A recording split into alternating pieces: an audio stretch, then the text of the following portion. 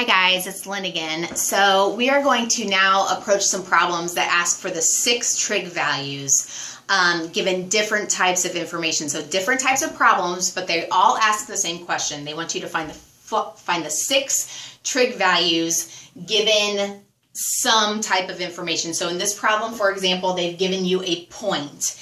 And what the question or directions will probably say is given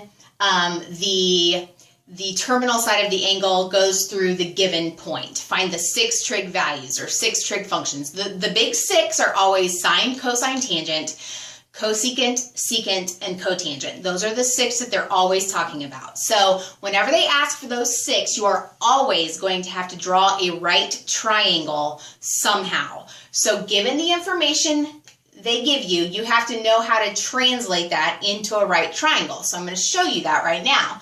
When they give you a point, what you're going to do is you're going to go to a graph, and I'm going to simply plot this point. So -1, 3, left 1, up 3, right there in quadrant 2. Now, making this into a right triangle, you are always going to connect. I'm going to change this into kind of a trigonometry graph where I connect the point always to the origin.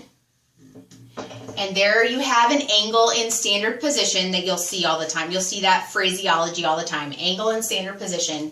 And the way I'm going to now connect this to make a triangle is I'm always going to connect the point given with the x-axis. So in this case, I'm going to draw straight down to the x-axis, and now I have a right triangle.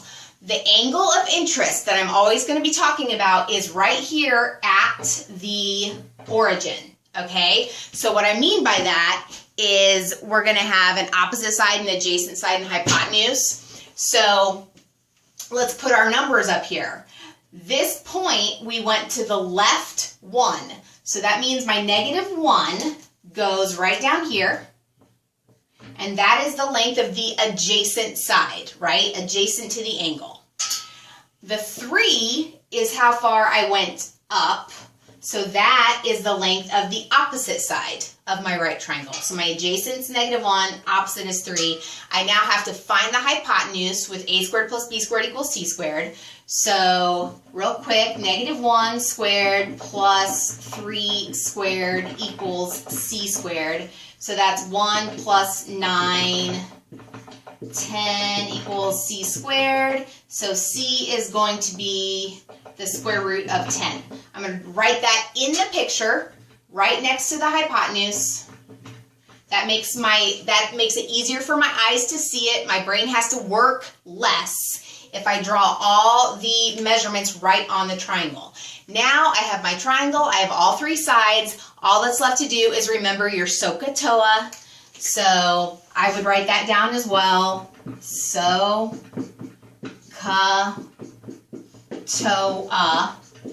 meaning sine of my angle, let's just call it theta, is going to be opposite over hypotenuse. Opposite is 3, hypotenuse is square root of 10.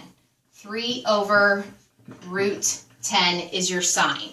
Cosine. AH, adjacent over hypotenuse. So -1 over the square root of 10 is your cosine of theta. Tangent of theta. OA, opposite over adjacent. 3 over -1 will be your tangent. So those are your first 3 trig values. Then all that's left to do is get your reciprocals. So that would be reciprocal of sine, cosecant, and then just flip them around. So square root of 10 over 3. Cosine goes with secant, square root of 10 over -1, and cotangent goes with tangent, so that's a -1/3. Make sure you remember this 1 has to be negative because it went in the negative direction, okay?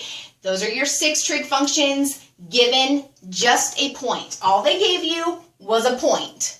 Asking for the 6 trig functions. This is the process. That's what you need to study. Hopefully that helps. Thanks.